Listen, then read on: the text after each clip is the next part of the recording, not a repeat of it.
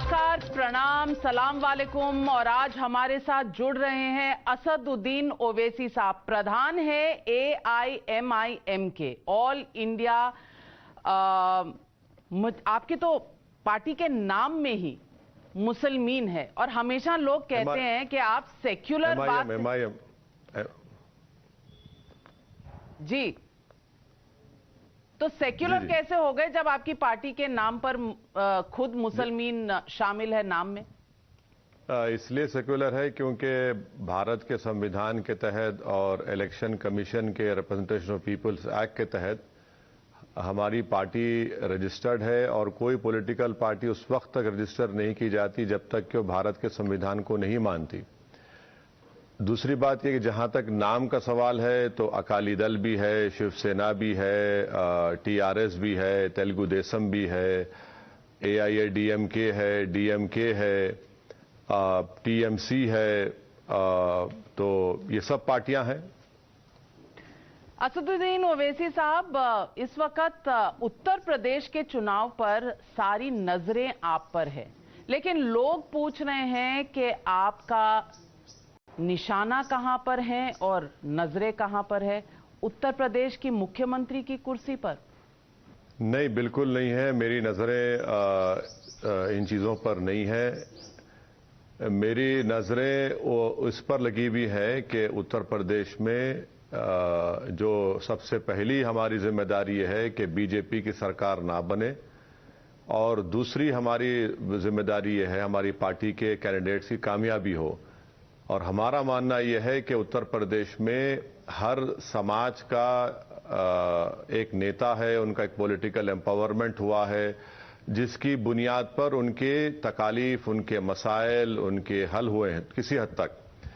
अगर कोई किसी से डिस्क्रिमिनेशन हुआ है और किसी के सोशल, एजुकेशनल, इकोनॉमिक इंडिकेटर्स खराब हैं तो वो मुस्लिम माइनॉरिटी के, और सिर्फ इसीलिए कि उत्तर प्रदेश के मुसलमानों को उत्तर प्रदेश की पॉलिटिक्स में उनका हिस्सा नहीं मिला है। तो इन दो ऑब्जेक्टिव को लेकर हम लोग आगे बढ़ रहे हैं। तो मैं आपसे पूछना चाहती हूं, आपने कहा आपका निशाना इस बात पर है कि बीजेपी की सरकार ना बने, तो समाजवादी पार्टी की सरकार बन जाए तो उससे आपको कोई दिक्कत नहीं है? अब ये तो जनता तय करेगी मैडम कि किसकी सरकार बनेगी नहीं बनेगी। अब जहां तक समाजवादी पार्टी का ताल्लुक है, अखिलेश यादव तो ऑन रिकॉर्ड कह चुके हैं कि भगवान श्री कृष्ण उनके ख्वाब में आकर उनको बोल दिए कि वो मुख्यमंत्री बन गए हैं। तो अब शायद उनके ख्वाब की दुनिया में वो मुख्यमंत्री बन चुके हैं। तो अब ये हमारी कोशिश यही है कि हमारे कैंडिडेट्स कामयाब हों, और जब हम चुनाव में लड़ेंगे तो मैडम आप जानती हैं कि कोई भी पॉलिटिकल पार्टी का कैंडिडेट किसी से पिक एंड चूज नहीं कर सकता। तो जाहिर अखिलेश के कैंडिडेट को भी हम हराएंगे, बीजेपी को भी हराएंगे, BSP रहेगा उनको भी हराना पड़ेगा ताकि हमारी कामयाबी हो सके।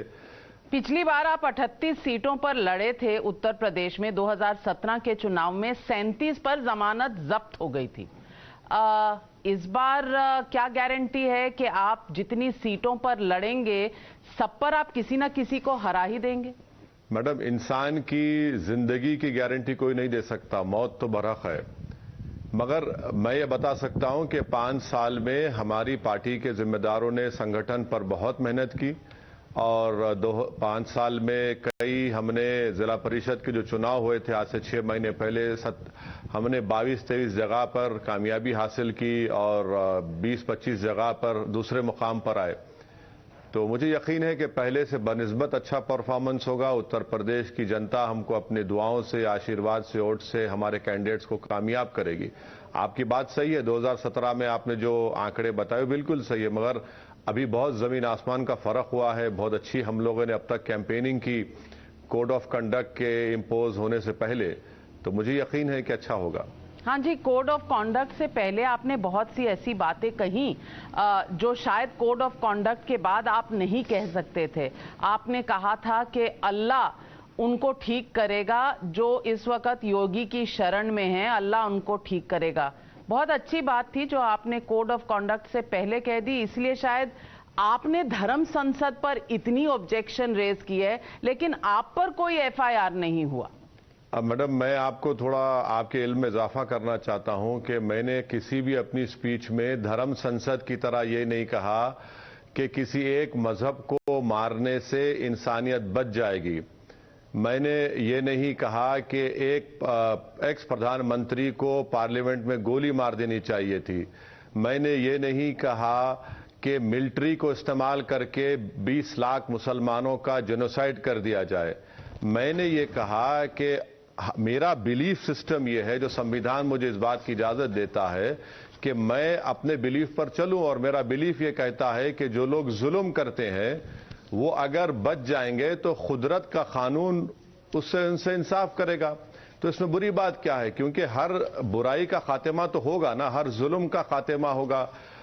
तो इसमें कोड ऑफ कंडक्ट अगर रहता तब भी कुछ एक्शन नहीं लिया जा सकता, और क्योंकि उसमें किसी मजहब के खिलाफ तो बात नहीं कही गई। मैं ये कह रहा हूं कि जो आप मेरी कानपुर की स्पीच का हवाला दे रहे हैं, जो बीजेपी के आईटी सेल ने कट एंड पेस्ट जॉब किया है कि एक 80 साल के मुसलमान बूढ़े को उसकी दाढ़ी लोची गई, उस पर पेशाब किया गया, उसने कंप्लेन की, उसके बावजूद भी योगी आदित्यनाथ की सरकार ने उन पुलिस के उन पर्टिकुलर पुलिस ऑफिसर्स को बचा लिया। अगर गोरखपुर में कोई गुप्ता साहब मरते हैं तो मुख्यमंत्री पहुंच जाते, अखिलेश पहुंच जाते, 21 लाख का चेक पहुंच जाता है।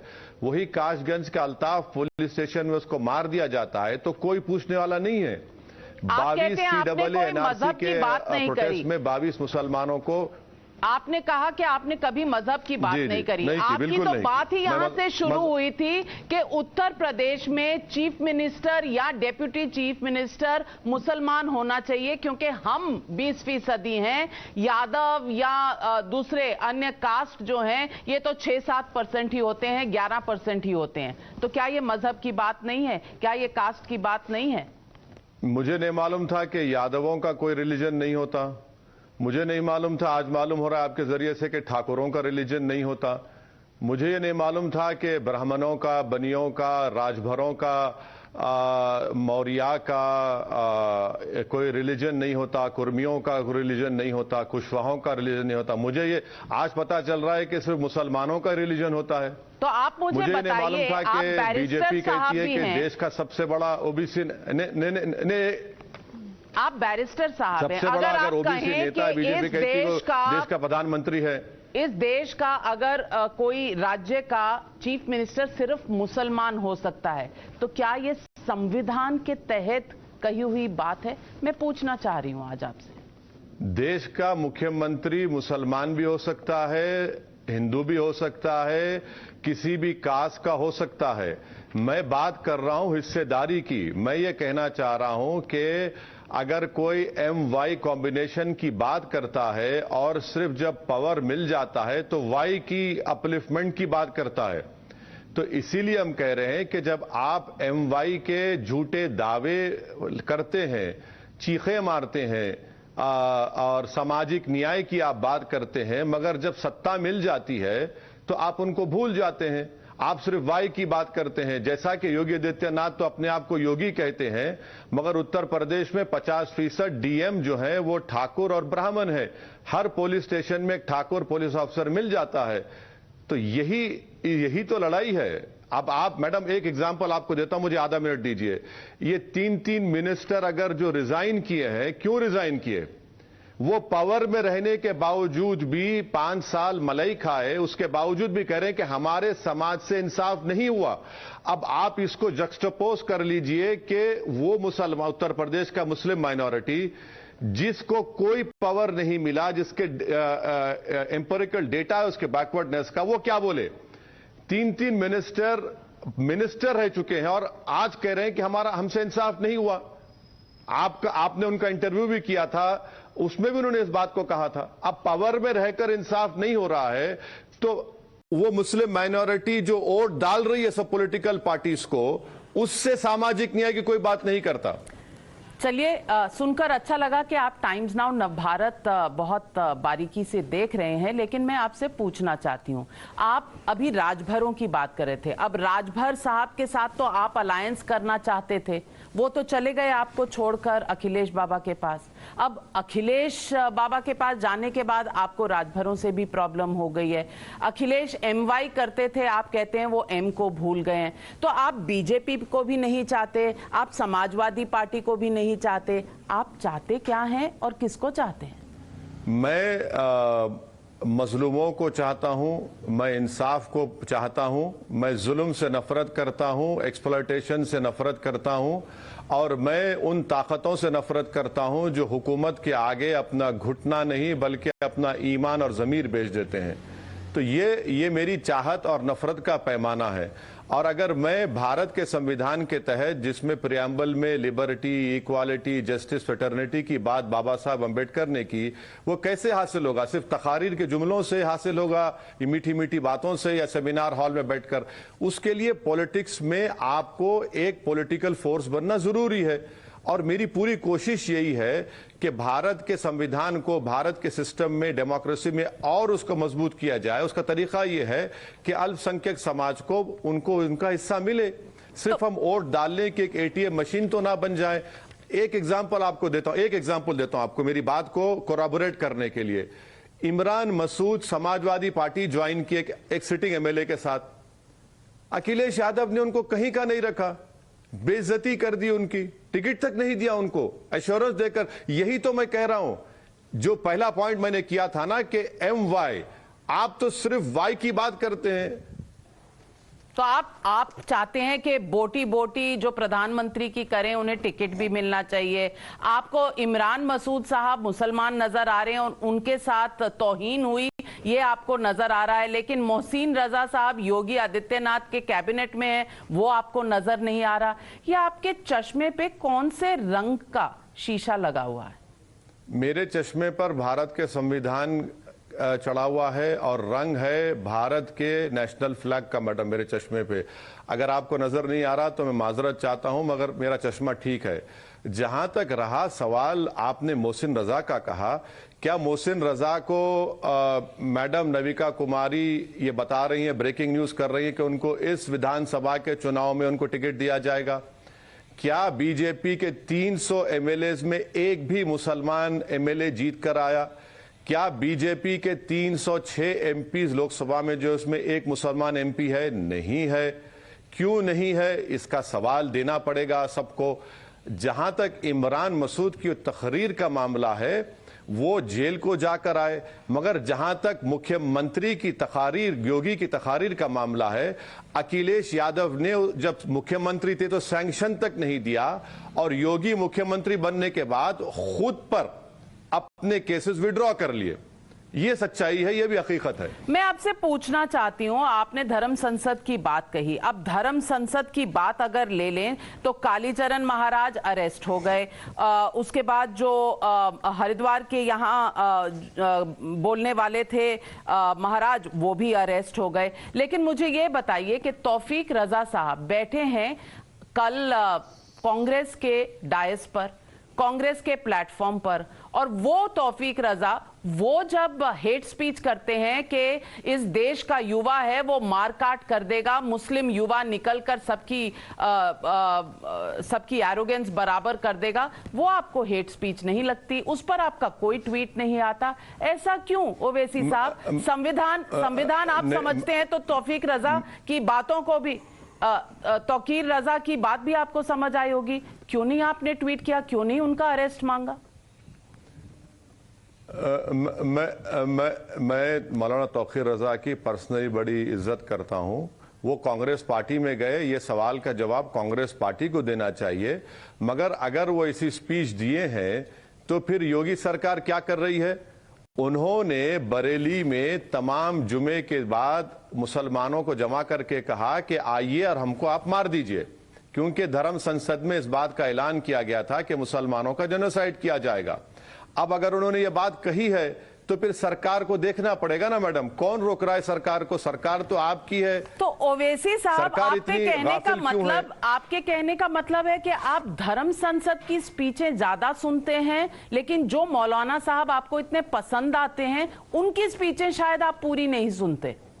ये कौन सी बात हुई कि आपको पता ही नहीं? अगर उन्होंने ऐसा नहीं, आप अभी प्रोग्राम चल रहा है, मुझे सुना दीजिए मौलाना तौकीर रजा साहब ने क्या तकरीर कही थी। मैं बोल दूंगा आपको, आप सुना दीजिए अभी। 15 दिन पहले की स्पीच आपको याद नहीं, मुझे सुनानी पड़ेगी, लेकिन धर्म संसद की लाइव टेलीकास्ट आपके पास पहुंचती है। यही मैं पूछ रही हूं, यही वो 80-20 का माइंडसेट है जिस पर आप उंगलियां उठाते हैं योगी आदित्यनाथ पर। 80-20, अगर वो 80-20 कर रहे हैं तो आप भी तो 20-80 कर रहे हैं। नहीं मैडम, 80 मैं बिल्कुल नहीं कर रहा हूं। मैं क्या कह रहा हूं? मैं तो ये कह रहा हूं कि धर्म संसद, मुझे ये बात समझ में नहीं आ रही कि माइनॉरिटीज को खतरा है या मेजॉरिटी को खतरा है। कॉन्स्टिट्यूशन में आप राइट टू लाइफ तो सबको दिया गया है। धर्म संसद की आप क्यों तायीद कर रही हैं मैडम? धर्म संसद में जो कुछ अनाप शनाप कहा गया, उन तमाम लोगों को गिरफ्तार करना चाहिए। सिर्फ दो नहीं है उसमें चाहे रायपुर में कांग्रेस पार्टी के तौकीर रजा आपको सुनाई नहीं देता, ये मेरी इल्तिजा है आपको। बिल्कुल मैं नहीं सुना। मैडम, मैं आपसे गुजारिश कर रहा हूं, मैंने यकीनन मौलाना तौकीर रजा साहब की उस तकरीर की जुमले को नहीं सुना हूं। मैं सुन लूंगा, और अगर उसमें कोई ऑब्जेक्शन रहेगा तो यकीनन मैं पब्लिकली ट्वीट भी करूंगा। चलिए, तो मैं निकालती हूं वो बाइट, हालांकि हेट बाइट है, मैं चलाना नहीं चाहती, आपको आपके व्हाट्सएप पर भेज दूंगी। लेकिन आप कह रहे हैं कि माइनॉरिटी के साथ बहुत कुछ हुआ है और मेजॉरिटी को कौन सा दर्द। मैं आपसे पूछना चाहती हूं, क्या आप भारत की तुलना कर रहे हैं रवांडा के साथ, बोस्निया के साथ? 6 मिलियन जूज नाजीज ने मार दिए थे। 8,000 बोस्नियक्स मर गए थे बोस्निया के जीनोसाइड में। 8 मिलियन लोग कत्ल हो गए थे, कत्लेआम हो गया था रवांडा में। आप ये क्या कह रहे हैं कि भारत में कुछ ऐसा कभी हुआ है जिसकी आप तुलना कर रहे हैं जीनोसाइड्स जो बाहर के देशों में हुए? एक अमेरिकन है जिसने प्रेडिक्ट किया था रवांडा के जेनोसाइड को, जो आप देख ले सकते हैं, और उन्होंने ये कहा कि भारत में भी रवांडा में जो जेनोसाइड हुआ एकदम नहीं हुआ। वो इसी तरह के जो धर्म संसद, सो कॉल्ड धर्म संसद में जो स्पीचेस हुए, हेट स्पीचेस के बाद ही टूटूस और हुतूस में वो वहां पे जेनोसाइड हुआ। तो हम तो यही कह रहे हैं कि जेनोसाइड ऐसा नहीं होता। यहूदियों का भी जेनोसाइड जिसका आपने जिक्र किया, जिसको हिटलर ने किया था, वो तो एक हेट स्पीच से शुरू हुआ। एक एनवायरनमेंट क्रिएट किया गया जूस के बारे में, जिसकी बुनियाद पर 70 लाख से ज्यादा जूस को कत्ल कर दिया गया। आप बोस्निया की बात करते हैं, सर्बिया के बड़े बड़े लीडर्स ने इसी तरह से बोलना शुरू किया, हेट पैदा किया बोस्नियंस के बारे में, और उसका नतीजा दुनिया ने देख लिया।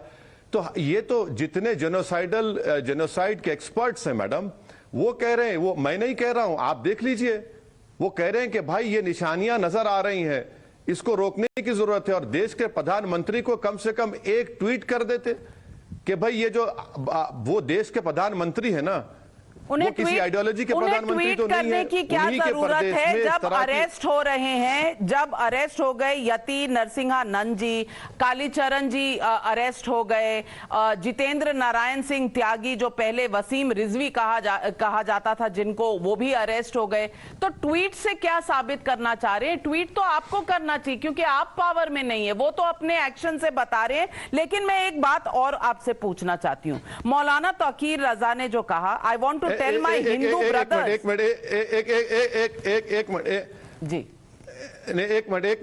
मिनट मैडम, देखिए, देश का प्रधानमंत्री आप मुझे कब बना दिए? मैं देश का प्रधानमंत्री हूं। मैं जिम्मेदारी लिया हूं कि देश के तमाम समाज को मैं प्रोटेक्ट करूंगा, और सुप्रीम कोर्ट में केस के मेंशन के बाद ही सरकार हरकत में आई। और इसमें मैं आपको बता रहा हूं कि बीजेपी नहीं, कांग्रेस भी है इसमें। ये तो रायपुर में कांग्रेस गवर्नमेंट का स्पॉन्सर्ड इवेंट था। ये तो दोनों मुलविस हैं इसमें। तो मुझे ये बताइए, आपको बीजेपी नहीं पसंद, आपको समाजवादी पार्टी नहीं पसंद, अब आप कह रहे हैं आपको कांग्रेस भी नहीं पसंद, आप उत्तर प्रदेश में कितनी सीटों पर चुनाव लड़ने वाले हैं? 403? नहीं मैडम, हमारे पार्टी के अध्यक्ष जनाब शौकत अली साहब ने ये फैसला लिया, पब्लिकली बताया कि हम 100 विधानसभा की सीट पर चुनाव लड़ने की पूरी तैयारी कर रहे हैं। तो चलिए 100 की 100 भी अगर आप जीत लिए, अगर आप 100 की 100 सीटें भी जीत लेते हैं तो आपको किसी ना किसी के साथ तो जाना पड़ेगा। अगर सरकार बनानी है, अगर अपने मंत्री बनाने हैं तो किसी ना किसी के साथ तो जाना पड़ेगा ना। ये तो मैथमेटिक्स, अरिथमेटिक का भी सवाल है। अरिथमेटिक से बनेगी असेंबली? नहीं, आपके मुंह में घी शक्कर, अल्लाह आपकी जबान को पूरा कर दे और हो जाए वो। मगर देखिए, ये हमारी पूरी कोशिश होगी कि ज्यादा से ज्यादा हमारे कैंडिडेट जीते। मैं भी रियलिटी को जानता हूं और मानता हूं, आप भी देखते हैं। कोशिश होगी कि ज्यादा से ज्यादा कैंडिडेट हमारे जीते, और अगर ऐसा होता है जैसा आप प्रेडिक्ट कर रही हैं, जाएंगे तो किसके साथ? ओवैसी जी, किसी का तो दामन पकड़ना पड़ेगा। जरा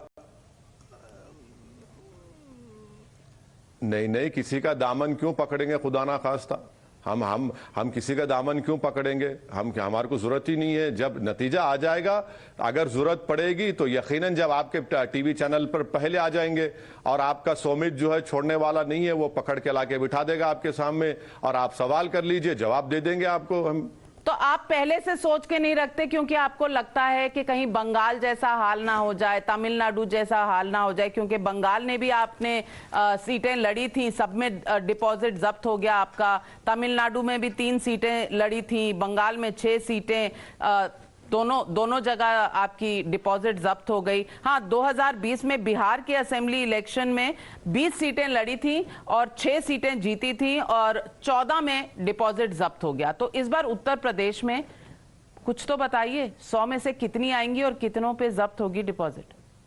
मैडम देखिए, मैं तो कोई ज्योतिषी नहीं हूं जो हाथ को देखकर या सितारों को देखकर, तो मेरा ईमान उस पर नहीं है। मुझे जो खुदा ने जो कुछ भी दिया है, मेहनत करना है और कोशिश करेंगे।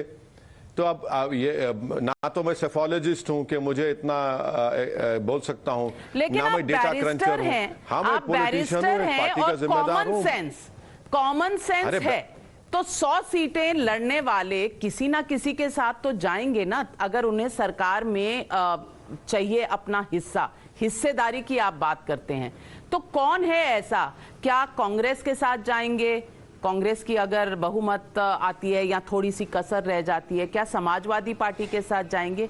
किसके साथ जाएंगे? सफर किसके साथ अगले 5 साल का काटेंगे?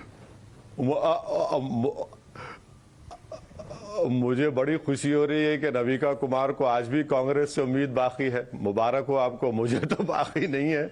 नहीं, मगर चलिए, आपकी बात को मान लेते हैं।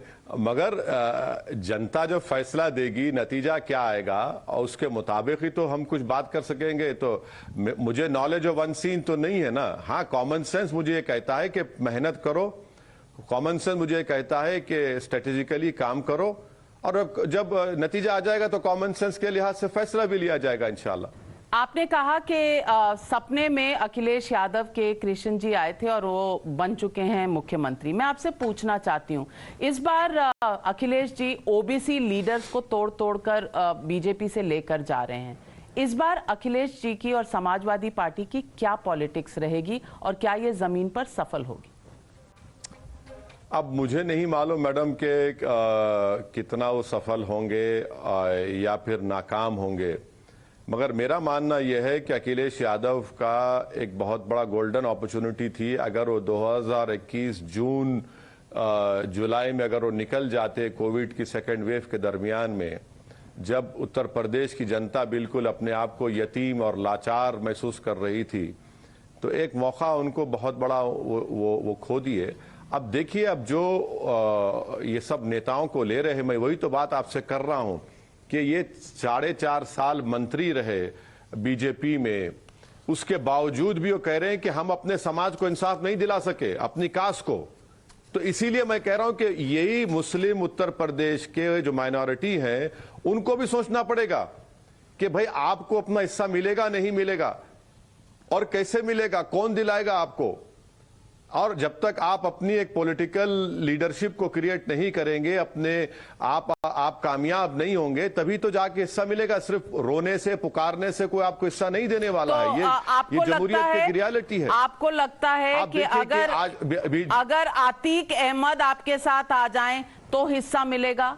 आपको लगता है मुख्तार अंसारी आपके साथ आ जाएं तो मुसलमानों को हिस्सा मिलेगा? क्या ये दो नुमाइंदे आपके शो के एग्जाम्पल्स हैं कि किस तरह से हिस्सा लेना है? और इनके केसेस आप जानते हैं? साहब, उनकी फैमिली हमारे साथ हैं, हम उनके साथ मुझे मुकम्मल कर लीजिए। अतीक साहब और उनकी फैमिली हमारे साथ है, हम उनके साथ ठहरे हैं। अतीक साहब के खिलाफ कोर्ट ने कोई कन्विक्शन नहीं दिया है अभी तक, नंबर 1। नंबर 2, जब टेनी भारत के लॉ एंड ऑर्डर के मिनिस्टर रह सकते हैं, उन्हीं की गाड़ी से उनके हरदिल अजीज, उनके लख्ते जिगर, उनका नूरे नजर, उनका बेटा 4 किसानों को जान ले सकता है, तब भी मिनिस्टर रह सकता है। तो फिर इसमें अब आप बताइए कौन सी बात है? बीजेपी के पास अभी जो 100 विधायक हैं, उन पर क्रिमिनल चार्जेस उन पर एग्जिस्टिंग है। अभी अतीक अहमद के घर को बुलडोजर तो लगा दिया आपने का इलाहाबाद में, मगर क्या टेनी के घर को बुलडोजर लगाए योगी आदित्यनाथ? नहीं लगाए। क्यों नहीं लगाए? टेनी के बेटे जी तो जेल में है ना, ब्राह्मण समाज के बेटे के साथ बाप को भी जेल जाना चाहिए। आपकी ये तकरीर है? बिल्कुल। देखिए मैडम, मैं आपको एक मिसाल देता हूं, मेरी बात समझ में आ जाएगी। मुंबई में जब 92 के ब्लास्ट हुए, उसमें एक लेडी जिसके नाम पर एक मारुति वैन थी जिसमें बॉम्ब ब्लास्ट को इस्तेमाल किया गया, गाड़ी उसके नाम पर थी, तो उसको सजा हुई, अभी जेल में है। बाप के नाम पर गाड़ी है और गाड़ी से बेटा अपनी बाप की गाड़ी से 4 किसानों को कत्ल कर देता है, तो उसको मंत्री पद से हटाना तो छोड़ो, उसको लोग तारीफ कर रहे हैं। क्यों कर रहे हैं? ये एक रियलिटी है जो उत्तर प्रदेश के मुसलमानों को देखना है, क्योंकि वो ब्राह्मण समाज से हैं और योगी, मोदी, अमित शाह नहीं चाहते कि इलेक्शन से पहले ब्राह्मण समाज को नाराज किया जाए, इसीलिए उनको उस मंत्री पद पर बिठा के रखे हैं। तो आप भी तो ब्राह्मण समाज का दामन पकड़ रहे हैं। पंडित मनमोहन झा साहिबाबाद से टिकट पाए हैं। आपकी पार्टी से, जो सिर्फ मुसलमानों को हिस्सा दिलवाना चाहता है, आपकी पार्टी से पंडित मनमोहन झा। तो बिल्कुल आप सही कह रहे हैं। क्या पंडित मनमोहन झा के बेटे ने किसी किसानों को कत्ल किया? क्या पंडित मनमोहन झा देश के होम मिनिस्टर के एमओएस हैं? पंडित मनमोहन झा की आप टेनी से तुलना हरगिज मत करिए, यह पंडित मनमोहन झा की बेइज्जती होगी। वो एक शरीफ आदमी है, उनका बेटा इस तरह की हरकतें नहीं किया, किसी के गाड़ी को अपनी बाप की गाड़ी से कत्ल किया। नहीं, मैं तो आपसे सिर्फ पूछ रही हूं कि ये एमबी का फॉर्मूला क्या है? देखिए, मैडम, एमबी का नहीं है, ये मुसलमान ब्राह्मण को टिकट दे रहे हैं और इसमें अरे बहुत मैडम, अभी तो दलित समाज के लोग भी हैं इंशाल्लाह, इसमें दूसरे ओबीसी समाज के लोग भी इंशाल्लाह टिकट हासिल करेंगे, लड़ेंगे हमारी पार्टी से। मगर ये आप देखिए, जो सामाजिक न्याय की जो लोग बात करते हैं, वो क्या करते हैं, क्या किया उन्होंने, कौन सा काम किया? आप ओबीसी की बात करते हैं और पूरा का पूरा आप मलाई आप खा जाते हैं। मैं आपको एक एग्जांपल देता हूं मैडम। यूपी में 184 यूनिवर्सिटी टीचर्स स्टेट यूनिवर्सिटी में है, अपॉइंट हुए, वर्किंग में है, सिर्फ 3.1 मुस्लिम ओबीसी है। अच्छा, 727 assistant professor selector UP higher education commission से, ओबीसी के 149 पोस्ट, उसमें खाली ओबीसी मुस्लिम के 4.69।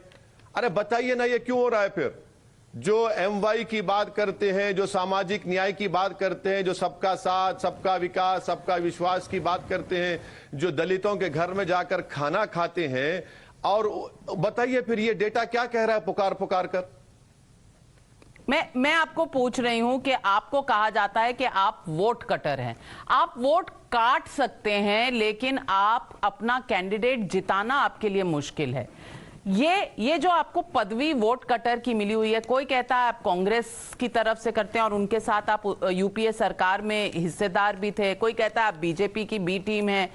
ये आप कैसे जस्टिफाई करते हैं कि आप निकले हैं लोगों के लिए इंसाफ लेने, उनका हिस्सा लेने, लेकिन सिर्फ वोट कटर बन के रह जाते हैं? अब जब दोबारा टाइम्स नाउ का कॉन्क्लेव होगा तो मैं टाइम्स नाउ ग्रुप के एमडी से नविका कुमारी के जरिए रिक्वेस्ट करूंगा कि सर इन तमाम पार्टीज को एक 10 मिनट के लिए बिठा लीजिए, बीजेपी, कांग्रेस और ये जो सेकुलर पार्टियां हैं, इनको बैठकर तय कर लीजिए कि असदुद्दीन ओवैसी किसकी बी टीम है।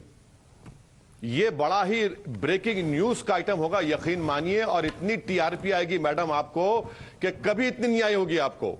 नहीं, आप इनको हम बिठा दीजिए प्लीज, मेरी रिक्वेस्ट सुनिए। टीआरपी का बहुत बड़ा खेल हो जाएगा। दूर तक जाना ही नहीं पड़ेगा, क्योंकि हमारे एमडी जो है वो पॉलिटिक्स में इतना ज्यादा इंटरेस्ट नहीं लेते। हम ही कर लेंगे, हमने आपको भी न्योता दिया, हम सबको न्योता देते हैं, और हमारा जो मंच है वो सबके लिए है। लेकिन मैं पूछना चाहती हूँ, नोमानी जी आपके कॉलीग हैं AI, all India Muslim personal law board पे, उन्होंने आपको ये हिदायत दी है कि भैया वोट मत कटवाइए, एक तरफ मुस्लिम जा रहा है तो उस तरफ जाइए, तो क्या आप उनकी बात मानेंगे, उनकी राय मानेंगे, उनकी हिदायत मानेंगे? मैडम, सबसे पहली बात तो मैं आपको करेक्ट कर दूं कि all India Muslim personal law board का इंडियन पॉलिटिक्स से और इलेक्शन से कोई ताल्लुक नहीं है। उनका कॉन्स्टिट्यूशन इस बात को इजाजत नहीं देता। और 2 दिन पहले पर्सनल लॉ बोर्ड ने लेटर लिखकर कह दिया कि कोई भी पर्सनल लॉ बोर्ड का नाम इस्तेमाल ना करे। आपके एजेंडा होंगे, आप उसको खुल के करिए। अब जहां तक हजरत मौलाना सज्जाद नुमानी साहब का जिक्र कर रहे हैं, मैं अंग्रेजी में कह रहा हूं कि नो कमेंट्स ऑन इट, क्योंकि model code of conduct existence में है, मुझे उस पर कोई कमेंट करना नहीं है। मैं अपनी पार्टी का काम कर रहा हूं और काम करते रहूंगा। नो कमेंट से ज्यादा कहने की इजाजत देता है मॉडल कोड ऑफ कंडक्ट? कहता है कि आप बहिष्कार कर दीजिए, कह दीजिए कि ये तो out and out non secular statement against the constitution है, ये इजाजत दे देता है मॉडल कोड ऑफ कंडक्ट? कहिए। जो किसी ने भी इस तरह का लव लेटर मुझे लिखा, आप उनसे पूछ लीजिए। अब इस तरह के हर खत का अगर आप मुझे बुलाकर पूछेंगे तो मैं कहूंगा no comment, I have nothing to comment on it. चलिए, तौकीफ रजा पर कोई कमेंट नहीं है, नोमानी साहब पर कोई कमेंट नहीं है, तो मैं आपसे सवाल एक ये भी पूछती हूं कि क्या प्रियंका अपनी सीट डिक्लेयर नहीं कर देनी चाहिए? क्योंकि अब तक योगी आदित्यनाथ जो छठे फेज में जिनका सीट आना है उन्होंने डिक्लेयर कर दिया है, और 20 साल में पहले सिटिंग मुख्यमंत्री हैं जो चुनाव लड़ेंगे। ये शायद उनका कॉन्फिडेंस दर्शाता है। क्या अखिलेश जी को और प्रियंका जी को भी डिक्लेयर करना चाहिए कि वो लड़ेंगे चुनाव, और अगर लड़ेंगे तो कहां से लड़ेंगे? पहले तो मीडिया के जरिए यह बात फैलाई गई कि अखिलेश या हमारे योगी आदित्यनाथ कहां अयोध्या से लड़ेंगे, और आपके एक रिपोर्टर ने मुझसे सवाल भी किया। मैंने कहा कि ऐलान हुआ है क्या? अब ये मालूम हुआ कि बाबा गोरखपुर चले गए। तो मुझे यकीन है कि गोरखपुर की जनता ताप्ती नदी पर जो लाशें बह रही थी उसका याद रखेंगी। अब जहां तक सवाल वो 2 पॉलिटिकल पार्टीज का है, उनके जिम्मेदार तय करेंगे। मैं कौन होता हूं उनकी पार्टी की तरफ से बात करने के लिए? वो खुद बताएंगे क्या करना है क्या नहीं करना है। मैं उनके बारे में क्यों कमेंट करूं? उस पर भी नो कमेंट। मैं हर चीज पर आप नो कमेंट कर देते हैं, ये बड़ी दिक्कत की बात है ओवैसी साहब। चलिए ये बताइए कि 47 सीटें उत्तर प्रदेश में ऐसी है जहां 5000 से कम के वोट डिफरेंस में फैसला हो जाता है। अगर आप इन सीटों पर 5000 वोट भी ले जाएं तो बीजेपी की गाड़ी, मेट्रो, रेल, एक्सप्रेसवे वो तो निकल जाएगी। इसीलिए आपको कहा जाता है बीजेपी की बी टीम। नहीं, मुझे आपके जरिए से मालूम हुआ कि इलेक्शन सिर्फ मेरी पार्टी एमआईएम लड़ रही है, कोई दूसरा तो लड़ ही नहीं रहा है। और मैं आपका बेहद दिल की गहराइयों से शुक्रिया अदा करता हूं कि आपने कम से कम हमको इतना काबिल तो समझा कि हम इतने वोट ले जाएंगे। आपका बेहद शुक्रिया। देखिए, बीएसपी भी तो लड़ रही है, कांग्रेस भी तो लड़ रही है, समाजवादी भी तो लड़ रही है, बीजेपी के अलाइज भी तो लड़ रहे हैं, मगर ये सवाल किसी से नहीं किया जाता। और मुझे इस बात की सख्त ऑब्जेक्शन है कि 2019 में सपा और बीएसपी मिलकर लड़े, 75% मुस्लिम वोट लिया, 75% हिंदू वोट बीजेपी को गया, तब भी वो लोग सिर्फ 15 सीट जीते।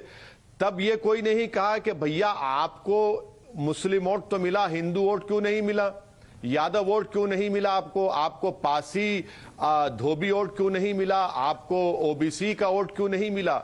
ऐसा लगता है कि हर चुनाव में सिर्फ मुसलमान वोट डालता है, दूसरा तो कोई वोट डालता ही नहीं है। इस पर मुझे स्ट्रांगली ऑब्जेक्शन का है इसके ऊपर। ओवैसी साहब, पूछना आपसे चाहती हूं कि लोगों का कहना यह भी है कि पहले तो आप समाजवादी पार्टी और अखिलेश यादव से कोई ना कोई समझौता, अंडरस्टैंडिंग करना चाहते थे। जब उन्होंने किया नहीं आपसे तो आपने उन्हें भिखारी बुला दिया। ये भिखारी की पदवी क्यों दी आपने अखिलेश यादव को?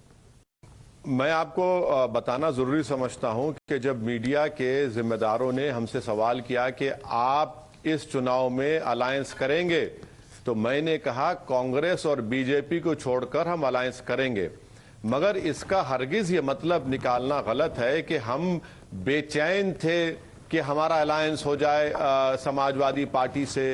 हरगिज नहीं है। आपने मीडिया के जिम्मेदारों ने सवाल किया, हमने उसका जवाब दिया। हर कोई पॉलिटिकल पार्टी को इख्तियार है कि वो अलायंस करे या ना करे, मुझे उसकी फिक्र नहीं है। मगर यह बात बिल्कुल सही है कि 2019 का इलेक्शन का डेटा यह कहता है कि 75% मुसलमानों ने समाजवादी बीएसपी को वोट दिया। 2017 का डेटा यह कहता है कि सबसे ज्यादा मुस्लिम वोट अखिलेश को मिला।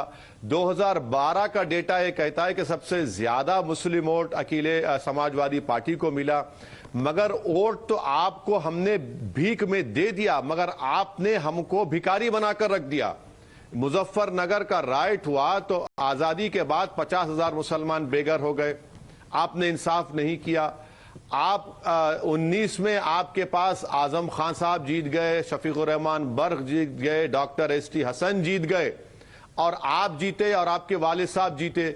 बताइए फिर आप आज वही इमरान मसूद को फिर से ला रहा हूं, आप उसको भरोसा दिलाकर, यकीन दिलाकर टिकट देने का वादा करते हैं और उसको आप कहीं का नहीं रखते हैं। छोड़िए उनकी स्पीच को, वो उसका जवाब देंगे।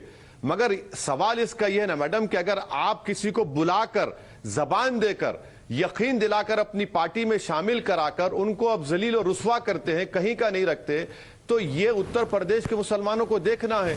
एक 10 साल का जमीरुल्लाह जिसको जयंत चौधरी ने डाइस से ढकेल दिया, उसके घर पर माफी चाहिए, आज उसको आप दूर कर देते हैं। तो यही तो सब मैं कह रहा हूं कि उत्तर प्रदेश के जनता को जो सामाजिक न्याय की बड़े बड़े बुलंदबांग दावे करते हैं, कौन सा सामाजिक न्याय की आप बात कर रहे हैं? जब आप घर को बुलाकर किसी को जबान देकर आप धोखा देते हैं तो कौन यकीन करेगा आप पे? कौन आपके वादों पर भरोसा करेगा? उन्हें भिखारी कह दिया, अगर मेरा दुश्मन भी मेरे घर को आ जाता है तो मेरी अखलाकी फरीजा है। नहीं, समाजवादी पार्टी कहती है आप उनको क्यों भिखारी कह रहे हैं? वो तो उत्तर प्रदेश में रहकर उत्तर प्रदेश के मुसलमानों से अगर वोट मांग रहे हैं तो ये उनका हक है, लेकिन आप तो हैदराबाद से आकर उत्तर प्रदेश के मुसलमानों का वोट मांग रहे हैं, तो भिखारी आप हुए। ये समाजवादी पार्टी के प्रवक्ताओं का कहना। मैडम देखिए, श्री नरेंद्र मोदी गुजरात से आकर उत्तर प्रदेश के ऑनरेबल सांसद बन जाते हैं। समाजवादी पार्टी का एक एमएलए महाराष्ट्र में है जो शिवसेना जैसी कम्युनल पार्टी का सपोर्ट कर रहा है। वो शिवसेना जिसके मुख्यमंत्री ने हालिया असेंबली सेशन में खड़े होकर कहा कि हमको फख्र है कि हमने बाबरी मस्जिद को डिमोलिश किया। और ये बात मुझे भारत का संविधान इस बात की इजाजत दे रहा है, और मैं कहां अपनी नेतागिरी को, अपनी मकबूलियत को, अपने ईगो के सेटिस्फैक्शन के लिए उत्तर प्रदेश आ रहा हूं। मैं तो उत्तर प्रदेश में सही मानों में सामाजिक न्याय और मुसलमानों की पॉलिटिकल एम्पावरमेंट, उनकी हिस्सेदारी की लड़ाई लड़ने आया हूं। मैं अपने लिए नहीं आया हूं, ना कभी आऊंगा इंशाअल्लाह ताला। तो ये समाजवादी पार्टी के लोगों के आंखों पर पर्दा पड़ चुका है, क्योंकि गुरूर में आ चुके हैं।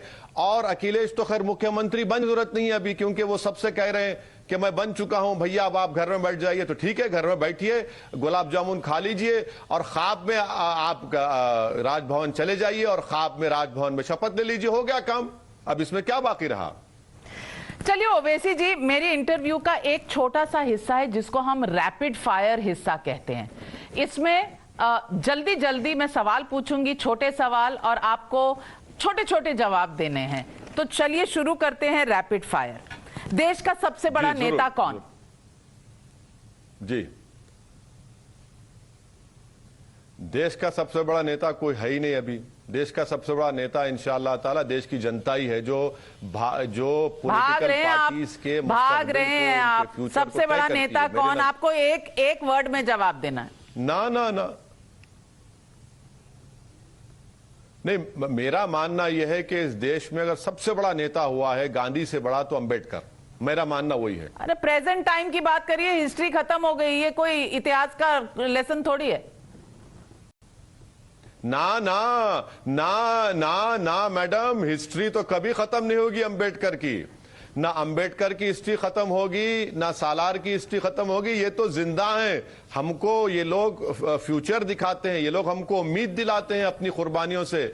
दूसरों के लिए हिस्ट्री खत्म हो जाएगी, मगर असदुद्दीन ओवैसी के लिए अंबेडकर और सालार हमेशा रहेंगे।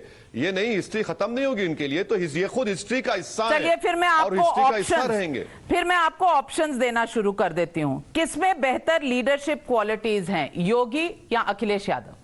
दोनों ने बर्बाद कर दिया उत्तर प्रदेश को। कमाल है, जो चॉइस नहीं है वो आप कैसे चुन लेंगे? चॉइस दो की है। अरे मैडम, आप मेरे कनपट्टी पे बंदूक भी रख देंगे तो यही जवाब मिलेगा असदुद्दीन ओवैसी से आपको। नहीं तो योगी या अखिलेश, और 10 मार्च को इनमें से एक चुनना पड़ेगा। नहीं, वो तो जनता, उत्तर प्रदेश की जनता चुनेगी मैडम। मैं तो कह रहा हूं कि ओवैसी साहब, मैंने सुना था और मैं आपसे कई बार मिल भी चुकी हूं, आप तो सीधा, सटीक, डायरेक्ट, नो कंफ्यूजन वाले इंसान हैं। आपको इतनी कंफ्यूजन क्यों हो रही है ये सवालों के जवाब देने में? रैपिड फायर है, रैपिड फायर के सेंस में करते हैं, नहीं तो कौन बनेगा मुख्यमंत्री में आप हार जाएंगे। पॉलिटिशियन, मैं नविका कुमारी के शो पे हारने को तैयार हूं। कमाल करते हैं। सबसे स्मार्ट पॉलिटिशियन कौन है आज देश में? Smart politician? अरे अगर स्मार्ट होते तो देश में इतना इन्फ्लेशन नहीं होता। अगर स्मार्ट होते तो चीन हमारी जमीन पर कब्जा करके नहीं बैठता। अगर स्मार्ट होते तो कोविड की सेकेंड वेव में लाखों लोग नहीं मर जाते। कोई स्मार्ट नहीं है, सिर्फ सब अपॉर्चुनिस्टिक हैं और देश की जनता को हिंदू, मुस्लिम, मस्जिद, मंदिर के नाम पर धोखा दे रहे हैं और अपनी रोटी सेक रहे हैं। कोई स्मार्ट नहीं है मैडम, सब अपॉर्चुनिस्टिक हैं, सेल्फिशली काम कर रहे हैं और देश की गरीब आवाम उसका खमियाजा भुगत रही है। सर ये रैपिड फायर नहीं है। सबसे अनस्मार्ट पॉलिटिशियन कौन है?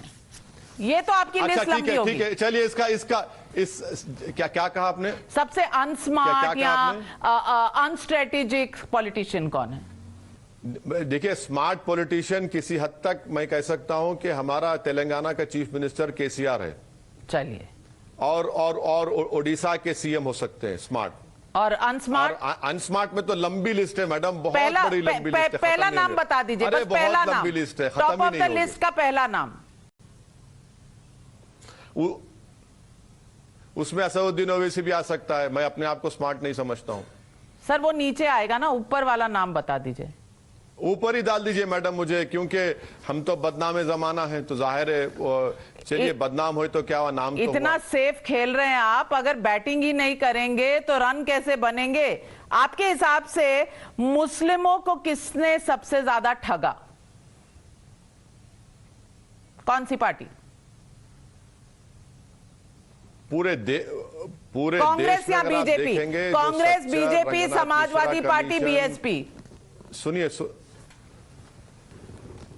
4 ऑप्शंस हैं। देखिए, इन तमाम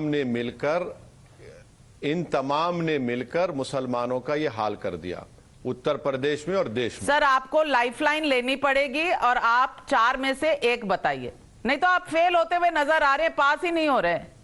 नहीं मैडम, मैं तो आपके रैपिड फायर में फेल होने को तैयार हूं, क्योंकि सच्चाई को बता रहा हूं। अगर सच्चाई को बताना फेल होने के बराबर है, किसने ज्यादा ठगा? कांग्रेस के बीजेपी? कांग्रेस के बीजेपी के समाजवादी?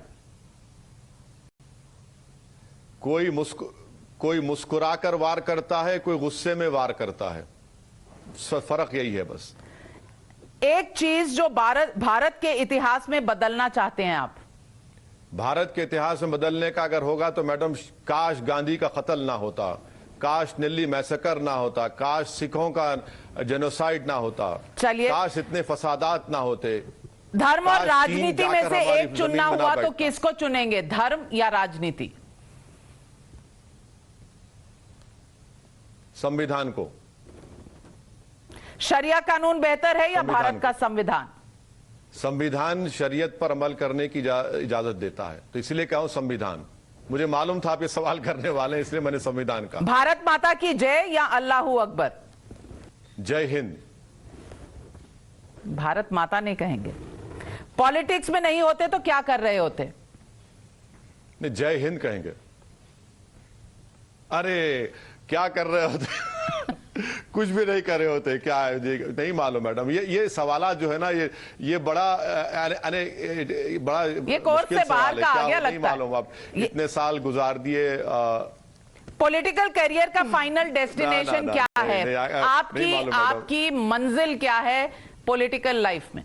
मेरी मंजिल यही है कि जब तक अल्लाह मुझे जिंदा रखेगा, मेरी पूरी कोशिश ये होगी कि मजलूमों को इंसाफ मिले, भारत एक ताकतवर देश बने, भारत में ये गरीबी मुफलिसी का खात्मा हो सके, भारत में जो माइनॉरिटीज़ हैं, दलित्स हैं, उनको उनका जायज़ मुकाम मिले। ये 5 चीज़ों पर मेरी ज़िंदगी का ऑब्जेक्टिव है। नहीं मालूम ज़िंदगी की शमा कब तक जलते रहे, ज़िंदगी कब तक वफा करे, मगर ये कोशिश करते रहेंगे।